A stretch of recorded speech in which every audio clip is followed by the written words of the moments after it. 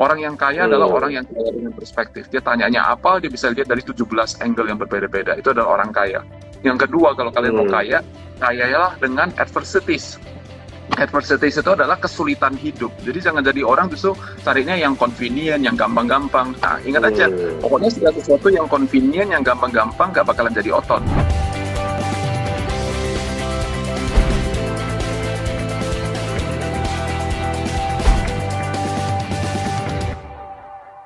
Hi David, how are you? Very good. Very good, yes. So David Cokro Raharjo adalah seorang managing principal dari Sovereign Capital. Tadi saya udah jelaskan buat Anda yang lihat intro di depan ya, bahwa beliau ini as a Sovereign Capital ini invest di banyak macam-macam bisnis ya. Salah satunya yang kita tahu Grab ya, Loket, lalu kemudian juga Yummy Corp. Kalau Yummy Corp juga Gratio Invest, salah seorang investor juga di Yummy Corp melalui Selera Capital ya. And kita siap untuk belajar dari seorang David Cokro Raharjo tentang bisnis, tentang investing ya kan, tentang leadership. Nah, ini seru. David ya, let's start with introduce your previous life lah, kalau boleh kita ulang sedikit tadi ya, in short gitu ya. Sebelum jadi seorang managing principal, kok di dalam Sovereign Capital, lalu kemudian juga punya Sekata, managing partner di Sekata gitu ya. So, siapa sih David ini sebelumnya gitu? Let's go. Ya. I start my career as a trader. Yohanes, saya punya papa adalah seorang perantau dari Jember ke Jawa Timur, dari Jawa Timur ke Jakarta, dari Jember ke Surabaya, Surabaya ke Jakarta, Jakarta ke Medan. And I see him naik pickup, jualan speedboat engine Yamaha, dan itu yang menjadi inspirasi saya. Jadi dari trading is my line of work, and then dari trading saya belajar untuk membuka bisnis. Mainly fokusnya banyaknya di retail. And then dari sana, I started to do a little bit of investment, bantu teman-teman, kasih advice, and things like that. And without me realizing it, ternyata saya orang yang punya ide-ide yang baik gitu ya. Cuman I take it for granted. I think that is just very straightforward. Tapi ternyata orang lain anggap itu adalah baik sekali. And it is, I think, from there that I continue to do investing and do advising sama orang lain. And one day it becomes sesuatu yang dihargai sama orang lain. And that's where I was. Saya pulang tahun 2012, 2013, we do investment. And then 3 tahun yang lalu we start to do a little bit of a coaching. And today I spend maybe 60-70% of my time doing coaching. And then kemudian the rest of it investing.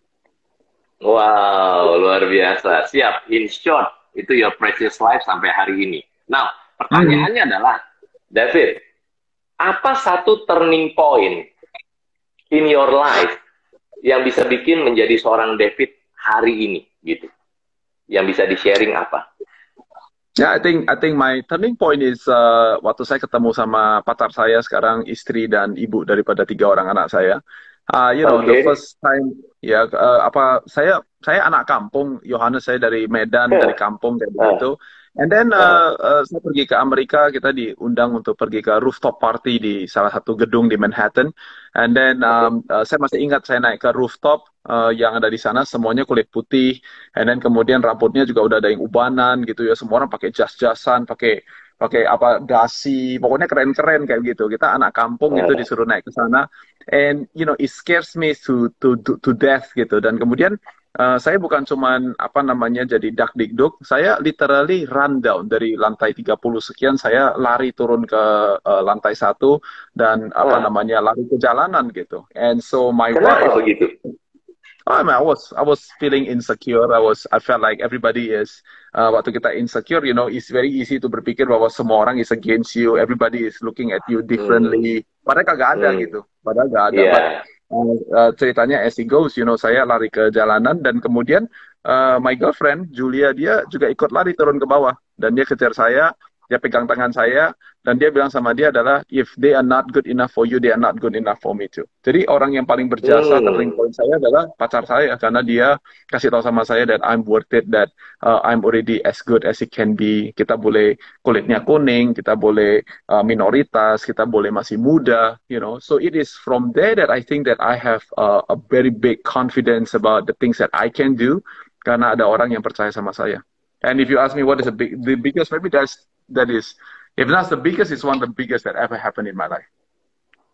Right, wow. Jadi appreciate yourself. Setiap orang tuh punya value gitu ya, David ya. Mhm. Iya. David, so itu titik baliknya ya di Amerika. Bahkan saya sempat dengar ceritanya bahwa di Amerika buka toko, buka bisnis, akhirnya invest ke beberapa orang di Amerika waktu itu 12 tahun ya, David ya. Ya. Mhm. And then kemudian you come back to Indonesia. Oke. So now kalau menurut seorang David Cokro Raharjo gitu ya, apa sih 3 kunci sukses in life di School of Life? Orang bisa sukses tuh kalau apa ya? I think number one, if you want to be successful, kita mungkin nggak 3 gitu ya. Saya bilang mungkin ada. Let me put it this way.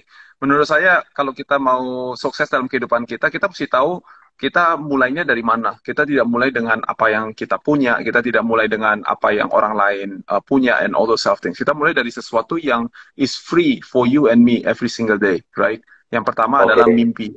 Dream, you know, kita harus punya mimpi gitu. Kalau nggak punya mimpi, ya menurut saya ya, you know, you cannot go anywhere. Itu seperti orang pergi ke bandara paling besar, tapi nggak tahu dia mau kemana gitu. Nah kalau nggak tahu kemana, ke bandara paling besar ya nggak kemana-mana.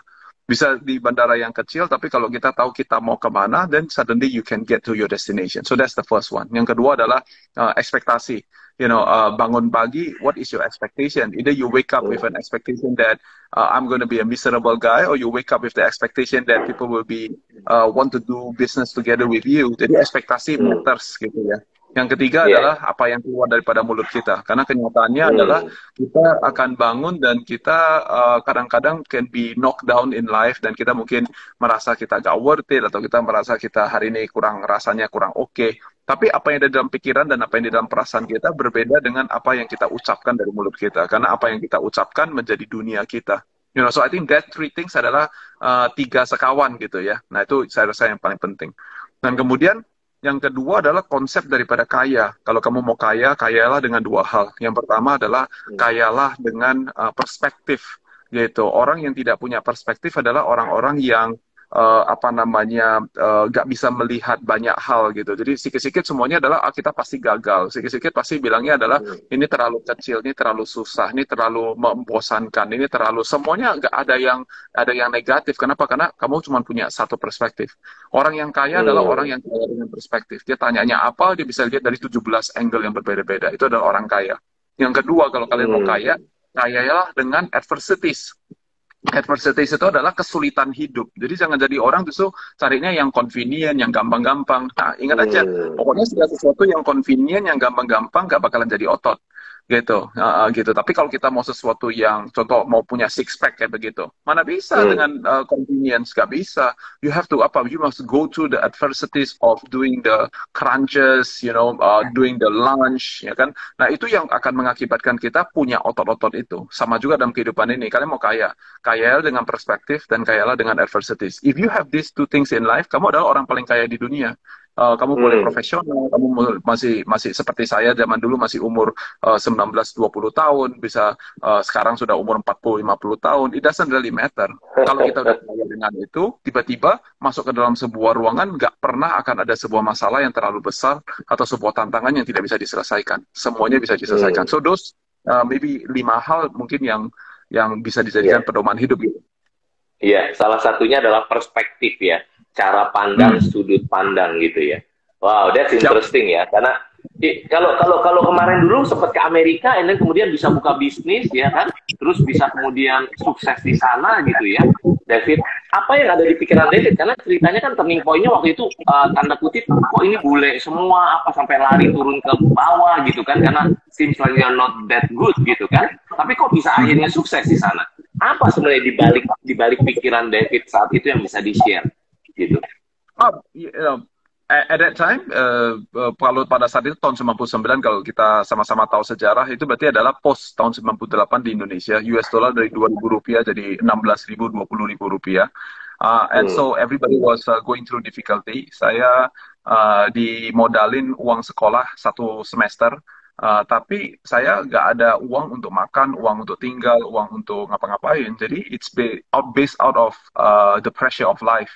Kayak begitu. Jadi saya rasa kalau dari saya pada zaman itu sih karena itu sih, dan mungkin sekarang ini lagi pandemi COVID-19, mungkin ada beberapa daripada kalian juga yang ngalamin yang sama gitu. Nah, Hmm. perspektif nih, perspektif kalau untuk saya senang banget dan bahagia banget. Saya pernah miskin, saya pernah nggak punya uang, saya pernah bahkan bangkrut, tapi saya nggak pernah tidak bahagia. Nah, ini Hmm. perbedaan sekali gitu. Karena buat saya perspektifnya adalah Yohanes, buat saya adalah I got to do this, bukan I have to do this. Itu perspektif yang sangat berbeda sekali. Angle yang berbeda memastikan tujuan yang berbeda juga. Buat saya I got to do this gitu. Saya sekarang nggak perlu minta izin untuk buka usaha karena memang dasarnya suka dagang gitu. Nah, sekali lagi kalau kalian Hmm. dengerin apa yang saya ngomong, tapi kalian memang takut gitu. Misalnya apa ya? Bukan takut apa? Selalu merasa adalah, aduh itu resiko terlalu besar, aduh itu saya takut, aduh saya begini. Nah, jawaban saya adalah mungkin kamu perlu jadi profesional, mungkin atau kalau kamu mau join startup, jadi orang nomor 3, jadi orang 10, jangan jadi orang nomor 1. If you are an entrepreneur, you are looking at one. Saya kalau kelihatan ada bahaya, saya adalah orang pertama yang lompat. Kalau ada Hmm. gedung kebakaran, saya adalah orang pertama yang terjun masuk ke dalam untuk selamatin orang. Jadi saya adalah orang nomor 1. Jadi saya Hmm. punya Hmm. Hmm. gifting untuk jadi seorang the leader of the pack. Kira-kira begitu. Nah, kalau kamu rasa kamu Hmm. bukan, don't try to do it. Miserable nanti hidupnya. Ya, jadi sekali lagi Hmm. pada saat itu hidup susah banget. Saya satu hari Yohanes cuman nggak makan pagi, cuman makan siang. Makan siangnya itu adalah satu slice pizza. Itu cuman plain cheese doang, satu US dollar. Minum aja pergi ke water fountain. Jadi saya makan sehari cuma satu Hmm. US dollar. Mau Ya, dirupiahkan 15.000 atau mau di Amerika Serikat itu adalah murah sekali. That is how much money ya. I had at that time, kayak begitu. Saya bangun bisnis saya, Yohanes. Um, Hmm. kita perlu finance bisnis kita, jadi saya jadi tukang koran. Jadi setiap pagi jam Nah, 4 pagi pergi ke Pier 40, kita ambil koran, kemudian kita kirim koran ke banyak gedung-gedung kayak begitu ya, supaya kita bisa dapat uang. Uang itu dipakai untuk apa? Untuk finance bisnis kita gitu. Jadi itu semuanya berhubungan dengan perspektif. Very simple. Pada saat itu jawaban saya adalah saya gak punya apa-apa dan saya harus survive. Yaudah, then survive. Tapi sebagian daripada kalian, seperti mungkin kondisi saya sekarang ini, kayaknya tidak dalam kondisi survive. Kita semuanya dalam kondisi baik-baik saja. Nah, karena itu mungkin motivasinya apa ya? Kalau kalian pernah ikutin saya, hashtag saya adalah Sekata Indonesia Perkasa. Sekali lagi, kalau kalian punya perspektif yang benar, dan beda. Jadi kalau kita filosofinya, apa filosofinya? Kita mau bangun bangsa, tapi pada waktu bersamaan, saya perlu bangun bisnis yang sukses, karena ada orang-orang yang ikut sama saya, dan mereka juga perlu sukses karena keberadaan mereka bersama-sama dengan saya. Gitu. hmm. Siap, siap. Berarti yang saya tangkap dari David, ya, go ahead, go ahead. Every season is different, right? Every chapter of your life is different. Ada musim kehidupan, ada jilid-jilid dalam kehidupan kita, dan ceritanya semua beda-beda. Hidup aja sesuai dengan zamannya. Gak usah hidup terlalu muluk-muluk gitu. Atau terlalu minder. Gak perlu. Ikutin aja musim kehidupan kita masing-masing. Segala sesuatu ada waktunya gitu ya. Tapi tetap That's bukannya berarti kita berleha-leha, enggak ya gitu ya, berbaring itu enggak ya. Ya tetap berusaha. So, I want to pick up something from you, from your story gitu ya, bahwa tadi ceritanya adalah makan pizza satu cuman siang $1, terus ke water fountain. Buat yang Anda yang belum tahu water fountain itu bukan minuman atau restoran mewah, bukan ya. Itu basically air minum gratis dari pemerintah gitu ya, David ya. Ya, right. oke oke. Jadi makan yang dibelinya $1 lah gitu waktu itu ya. Tapi ternyata lihat beberapa belas atau tahun kemudian seorang David Cokro Raharjo bisa jadi seorang venture capital, punya bangun venture capital, lalu kemudian punya purpose. Nah, tadi juga satu adalah purpose ya. Purpose is very important. Maunya apa kita ini gitu kan? Ya. So that's why you build the Sekata Indonesia Perkasa tadi supaya bisa bantu lebih banyak orang lagi ya. That's your That's purpose right. gitu kan. Keren, keren banget. So, sekarang loncat ke bab 2-nya seorang David Cokro Raharjo di sekolah kehidupan. Ya, jadi David itu kan basically dari tadi bilang venture capital ya. Beliau ini bangun sovereign capital gitu. Sovereign capital ini adalah venture capital. Jadi invest di perusahaan-perusahaan bisnis-bisnis yang dilihat bagus. Mungkin masuknya dari series A, mungkin dari seed atau series A atau series B gitu ya. Series C, I don't know. Nah, jadi boleh cerita kenapa kok waktu di bab 2-nya tuh begitu excited ya, bangun sovereign capital sama partner yang lain gitu. What's the story, David? Yeah. So 2012 2010 kira-kira gitu saya mulai pulang ke Indonesia 2012, Oke. 2013 kita mulai sovereign capital. Karena begini, karena saya pada titik itu sudah melewati dua krisis di Amerika Serikat, tahun 2001 after September 11 dan 2008. Dan saya ingat dua-dua kali saya kena krisis, orang tua saya bilang adalah, aduh mungkin Amerika susah, kamu pulang aja ke Indonesia gitu. Terus saya Hmm. bilang sama papa saya bilang adalah, Pak, kita di Amerika kayaknya biasa-biasa aja, itu gak ada apa-apa. Terus kalau di Indonesia kan lihatnya berita gitu. Bilang, enggak, tapi Amerika itu kan lagi kena resesi, lagi gini-gini-gini. Saya bilang, biasa-biasa aja. Saya lagi kena krisis, saya bertumbuh dari cuman punya 3-4 orang kerja sama saya punya 90 Hmm. orang kerja untuk saya gitu. Jadi, it's Wow, during bisnis apa crisis itu that I David? grow. If you can share, Betul, gitu. bisnis apa itu yang 90 orang waktu di Perhiasan, Amerika itu? perhiasan. Apa? Ah, oke, oke, oke. Ya, ya, ya. Jadi Terus, terus. saya bertumbuh justru during crisis, bukan bertumbuh tuh. Nah, tapi pada saat itu saya umur masih 21 tahun, saya sebetulnya tidak Hmm. punya konsep atau tidak punya teori kenapa gitu. Nah, tapi pada saat 2008 dan kemudian 2010, 2011, saya menyadari ada sesuatu yang berbeda, yaitu adalah Hmm. rupanya termasuk sekarang ini juga di Amerika Serikat, rupanya yang membedakan antara perekonomian Amerika Serikat dan perekonomian Indonesia ada beberapa hal, tapi salah satunya yaitu adalah begitu banyaknya startup owner di Amerika Serikat, small Ya, size company, yang dimana ya. omset perusahaannya itu di bawah 1 juta US dollar per tahun. Jadi orang-orang ini adalah roda-roda kecil daripada ekonomi, Hmm. sehingga akhirnya walaupun the Fortune 500 terpelanting atau mengalami krisis, tetapi roda-roda kecil ini semuanya masih berputar, dan oleh karena Iya. itu maka bisnis masih terus berjalan dengan baik gitu. Nah, dengan Hmm. visi itulah saya berpikir di Indonesia kita juga sama. Kita harus Hmm. apa namanya membuktikan nih supaya tahun 98 pada saat kita kena krisis, kita langsung hancur sebagai sebuah negara gitu. Tapi coba bayangkan sekarang Hmm. 2020. Skala daripada problem yang harus dihadapin di tahun 98 dan di tahun 2020 adalah dua dua panggung yang sangat berbeda sekali. Tapi ternyata di Iya. 2020 masih ada begitu banyak usaha-usaha yang semuanya bukan hanya survive, malah thriving. Kayak begitu. Yang Hmm. berpikir ada nggak? Oh, juga ada. Tapi yang sukses justru gara-gara kena krisis juga banyak. Kenapa? Karena UMKM di Indonesia ini sekarang sudah mencapai 68 juta UMKM di Indonesia. So, menurut saya masih jumlah yang kecil, masih kita mesti disehatkan. Jadi PR kita ada nggak? Banyak. Tapi jumlah UMKM di Indonesia itu meningkat dengan luar biasa. Dan oleh karena itu perekonomian masih terus berputar. Seperti demikian. Orang-orang yang kena di UMKM, dia stres gak? Stres. Dia punya masalah gak? Punya masalah. Tapi itu yang mengakibatkan mereka berpikir, how else can I do this? Apa yang harus saya lakukan? Nah, jadi menurut saya Hmm. itu yang membedakan. Sehingga perekonomian itu lebih kuat karena kehadiran daripada startup owner dan UMKM. Gitu. Nah, di tahun 2012, saya berpikir bahwa ada 3 area yang saya harus investasikan di Indonesia, menjadi problem di Indonesia pada saat itu. Yaitu pertama adalah kita tidak ada perusahaan teknologi. Jadi kita masih semuanya istilahnya apa ya, masih konservatif lah if you may gitu. Iya. Jadi kita perlu Iya. invest di teknologi. Yang kedua adalah healthcare, yaitu adalah kesehatan, dan yang ketiga adalah consumer products, yaitu adalah ya UMKM seperti demikian. Nah, itu adalah Hmm. 3 hal, dan dengan demikian kita memulai sovereign capital di Indonesia, and the rest is history. Gitu. Right. So, the VC itu invest kalau top 5 company yang banyak orang tahu apa aja ya, David? Sovereign capital to invest. Karena banyak ya, puluhan ya, David ya. 50. 50 ya. Kalau top Ya. 5-nya yang banyak orang tahu apa aja, David? I think the first one that tadi Yohanes juga udah bilang, Grab obviously is one of the more household. Kemudian kalau kalian pernah ikut seminar atau ikut itu apa namanya concert, kita ada perusahaan namanya Loket. Itu Loket.com, itu sekarang dimiliki oleh Gojek. Itu adalah perusahaan yang dulu kita investasikan. Perusahaan saya yang Hmm. pertama yang saya investasikan itu adalah Kevin Mintaraga. Itu adalah Bright Story, yang hari ini punya Ya, parent story dan sekarang menjadi anggota daripada keluarga Tokopedia. So itu Tokopedia yang ya. kita, ya. And then of course you were mentioning Yummy Corp.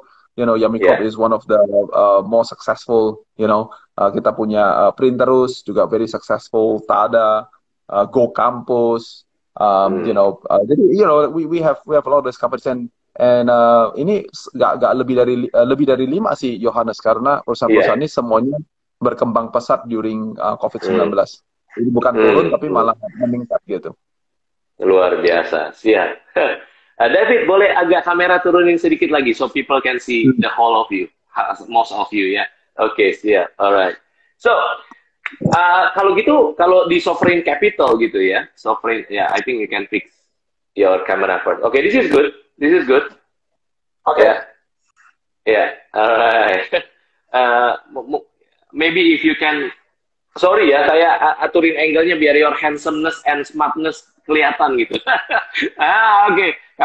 Kursinya kalau boleh naik sedikit mungkin, atau David kameranya boleh turun. Ini sudah much better, much better. So, David, di sovereign capital kan kemungkinan besar nggak sendirian sebagai yang ownernya gitu ya, foundernya, ownernya. Pasti punya partner. Nggak harus sih, tapi kebanyakan orang punya partner gitu ya. Betul ya?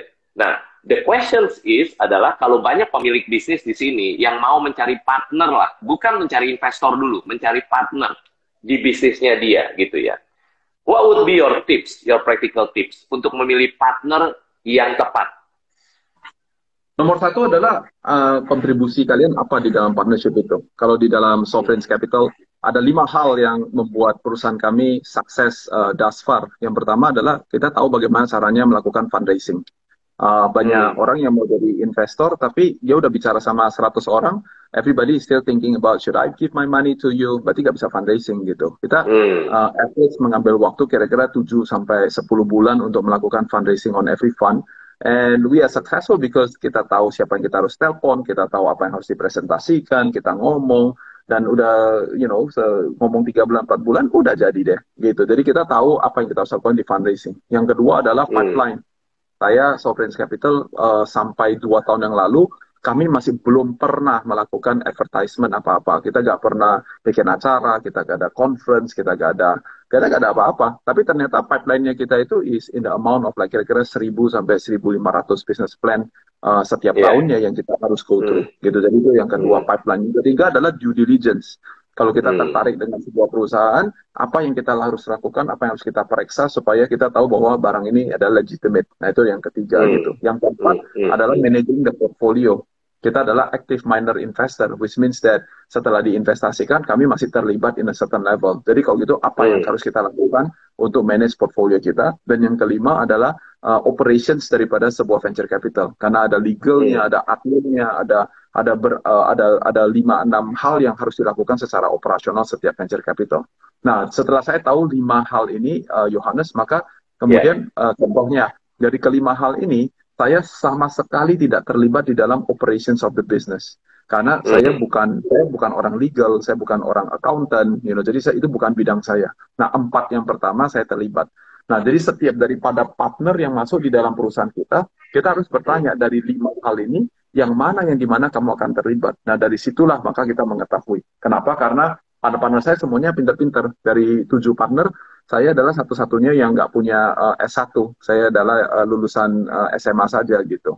Sedangkan 6 yang lain semuanya minimum punya bachelor, malah hampir semuanya semuanya punya MBA from some university and things like that. Jadi semuanya pinter-pinter, jago nomor, jago apa kayak begitu. Tapi ada beberapa hal yang mereka nggak bisa lakukan yang cuman David aja yang bisa lakukan. Jadi kalau mau pilih partner, mesti tahu gitu apa-apa aja yang bikin perusahaan ini sukses. Dan kemudian kontribusinya, kamu kontribusinya apa gitu. Kalau kita bisa dapat rumusan itu, maka kita pada prinsip dasarnya bisa memilih partner-partner yang tepat.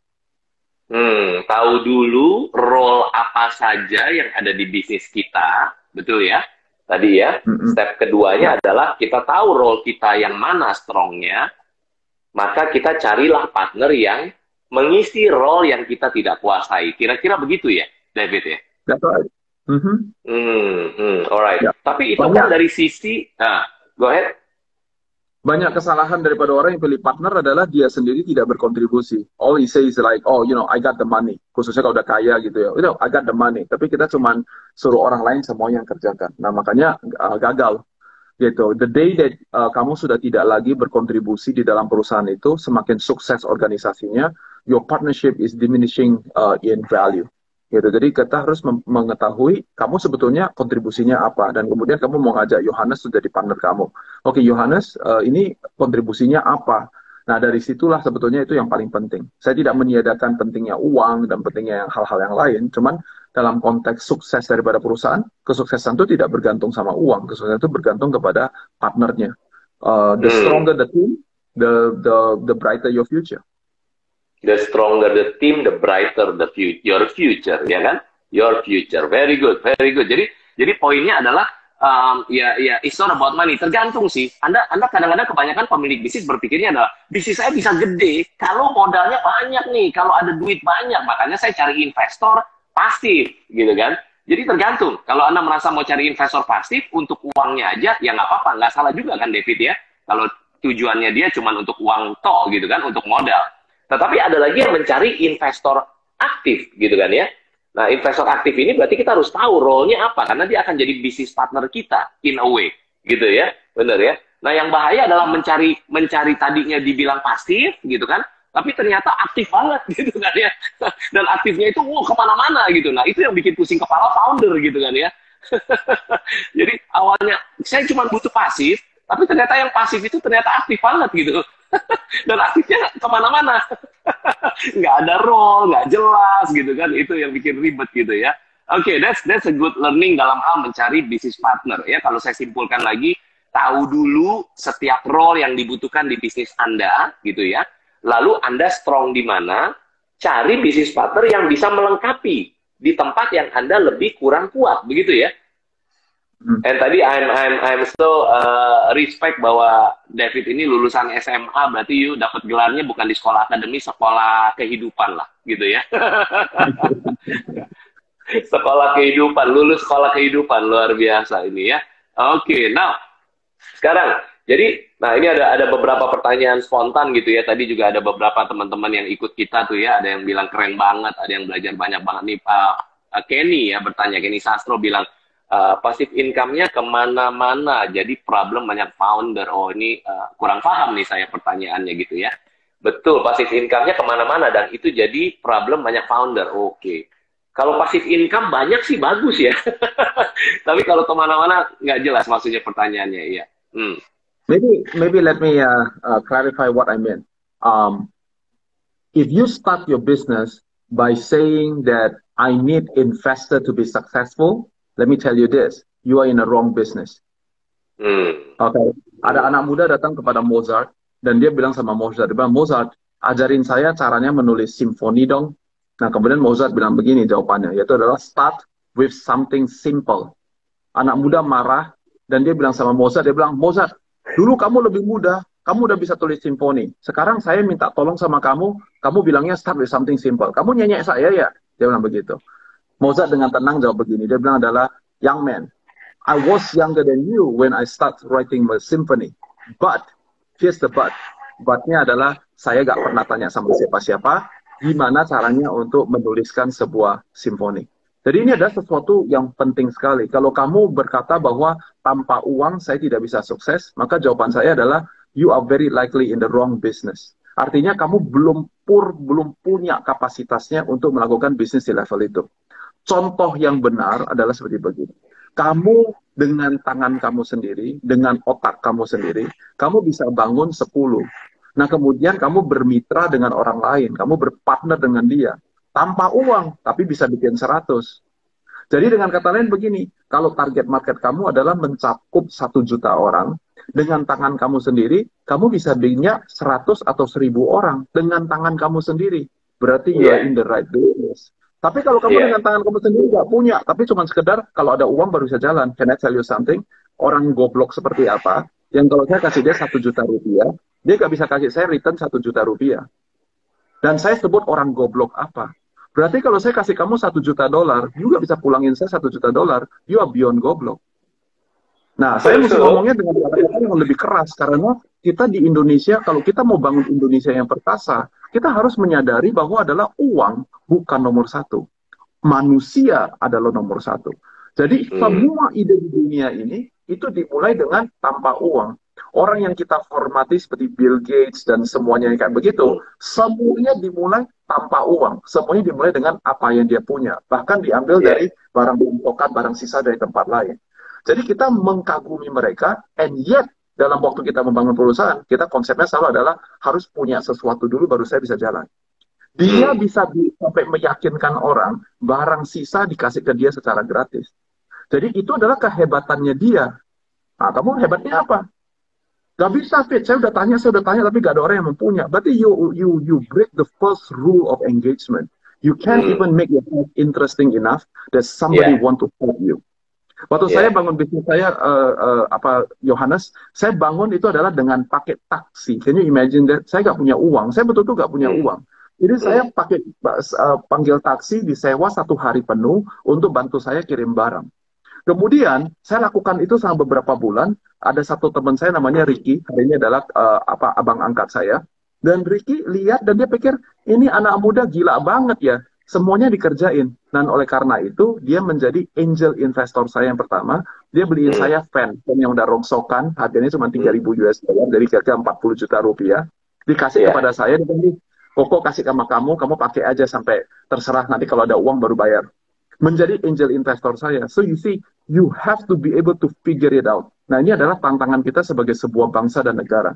Karena kalau kita masih selalu mulai dengan pemikiran adalah saya harus punya uangnya terlebih dahulu, is for that particular reason setiap kali kena krisis kamu tidak akan bisa bangkit. Karena saya bangun bisnis saya semuanya berdasarkan dengan apa yang ada di tangan saya, itu sebabnya kalau lagi ada mengalami krisis, biasa-biasa aja itu. Nggak ada, saya nggak merasa kayak lagi susah, biasa-biasa aja. Kalau kalian interview CEO saya, nggak ada itu yang bilang lagi susah, biasa-biasa aja. Tapi ada tantangan nggak? Ada. Tapi kita semuanya biasa-biasa aja. Nah, itu dimulai karena apa? Karena kita mulai dengan apa yang ada di tangan kita. So that's a very good point that you made ya. Bahwa kalau kita punya bisnis, karena kebanyakan audiens kita, saya di Gratio juga, my heart, my heart is with the UMKM, with the startup. It's the same. It's me. Di Gratio kita bantuin banyak pemilik bisnis, David. Supaya apa? Supaya bisnisnya semakin sukses. Suksesnya profitable dan autopilot gitu kan. Bisa semakin menguntungkan dan bisa berjalan sendiri tanpa harus selalu ada pemilik bisnisnya di dalamnya. Itu baru bisnis gitu ya. Nah, jadi poinnya David, saya mau highlight sedikit adalah penting banget kalau kita punya bisnis, terus kita berpikir bahwa bisnis kita masalah nggak bisa berkembang lebih gede lagi gara-gara modal, lalu kemudian kita cari orang untuk tanam modal, investor gitu ya, tetapi padahal bisnis kita sendiri tidak menguntungkan atau Anda nggak bisa manage dengan baik lah bisnis Anda. Terus siapa yang mau invest di bisnis kita gitu kan ya? Itu dia. Jadi poinnya adalah you are not an entrepreneur if you cannot build your business paling nggak profitable dan autopilot dulu. Profitable dulu deh, nggak usah autopilot dulu deh. Profitable dulu lah, stage 1 deh gitu ya. Karena kalau profitable, and then orang-orang venture capital atau orang-orang di sekitar Anda itu nggak usah ditarik juga tertarik pengen nanam modal gitu kan ya. The question is, do you need the passive investor, which is modal duit doang, atau you actually need a business partner to grow your business more to the next level, gitu ya? Right. Very good. Right. Yeah. Great learning. Itu very basic, but most people doesn't aware of that point gitu. Most people don't aware gitu kan ya. Dia nggak tahu bahwa oke, pokoknya kalau saya punya masalah di bisnis, pokoknya udah cari bisnis partner yang duitnya banyak. No, it's not. Ya, kita karena you maybe you're in the wrong business. That's the point of David Cokro Raharjo. Very good. Now, kita move ke bisnis kalau gitu. Oh, by the way, sebelum move ke bisnis, David, I want to share this book ya untuk mereka yang belajar sama kita gitu. Ya, yang belajar lagi nonton ini, yang lagi belajar sama-sama kita. Saya juga lagi belajar sama David Cokro Raharjo. Saya mau bagikan buku ini judulnya Business is Fun ya. Ini buku nasional bestseller. Saya lagi sama tim, kita lagi translate ini ke bahasa Inggris supaya bisa masuk ke Amazon Kindle, biar berdampak lah buat semuanya di seluruh dunia. I will share this. This is a giveaway. Saya akan bagikan ini kepada Anda yang nonton kita sampai akhir dan belajar. Nanti caranya ada syaratnya 3 langkah saja. Bukunya dikirim gratis, ongkirnya pun dibayarin sama Gratio. Oke? Ini isinya 7 strategi praktis yang lengkap dan sudah terbukti berhasil bikin bisnis Anda atau bisnis apapun atau Anda yang mau bangun bisnis jadi sukses, profitable dan autopilot. Oke?